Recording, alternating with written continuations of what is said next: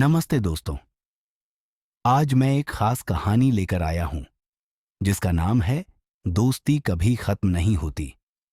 यह कहानी तीन दोस्तों की है जिनकी दोस्ती समय और मुश्किलों के बावजूद हमेशा कायम रहती है।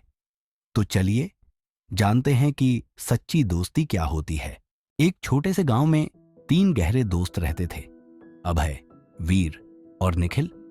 उनकी दोस्ती बचपन के दिनों से इतनी गहरी थी कि गांव के लोग उन्हें हमेशा साथ देखते थे। उनका समय गांव की हरी भरी वादियों में खेलते और अपनी अनगिनत योजनाओं पर चर्चा करते हुए बीतता था। तीनों का सपना बड़ा था।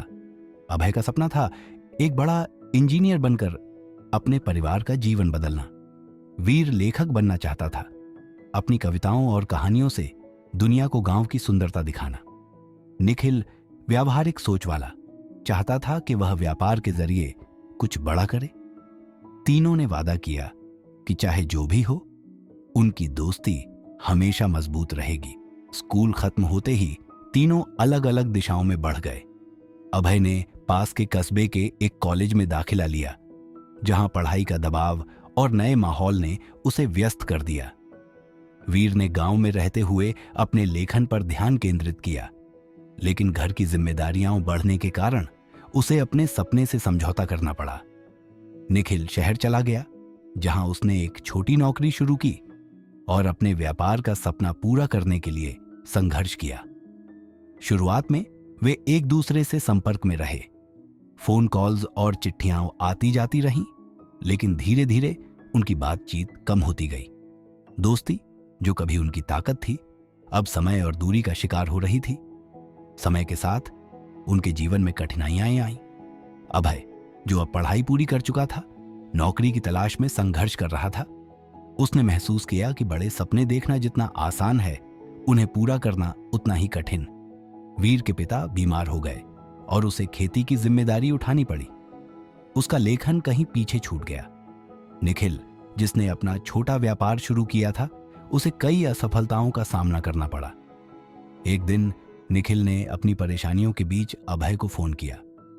उसने कुछ पैसे उधार मांगे, ये कहते हुए कि यह उसके व्यापार को बचाने के लिए जरूरी है। अभय ने पहले मदद का वादा किया, लेकिन अपनी आर्थिक समस्याओं के कारण उसने मना कर दिया। ये बात निखिल को अंदर तक चुभ गई। उसे लगा कि अभय अब उनकी दोस्ती की परवाह नहीं करता। उसने वीर से अपनी नाराजगी जताई और धीरे धीरे तीनों के बीच खामोशी बढ़ने लगी। कुछ महीनों बाद गांव में लगने वाले मेले में तीनों का सामना हुआ। निखिल ने गुस्से में अभय से कहा, तुम्हारे पास मदद करने का मौका था, लेकिन तुमने दोस्ती की कद्र नहीं की। अभय ने जवाब दिया, मैं खुद अपनी परेशानियों में फंसा था। मैंने सोचा शायद तुमने दोस्ती को केवल मदद के लिए इस्तेमाल किया। वीर ने शांतिपूर्वक कहा, क्या हमारी दोस्ती इतनी कमजोर थी कि हम एक दूसरे से अपने दिल की बातें नहीं कर सकते थे? तीनों ने घंटों बात की। उन्होंने अपने डर, गुस्से और गलत फहमियों को साझा किया। धीरे धीरे उनकी बातचीत ने उन्हें एहसास कराया कि वे एक दूसरे को गलत समझ रहे थे। तीनों ने फिर से अपनी दोस्ती को नया मौका दिया।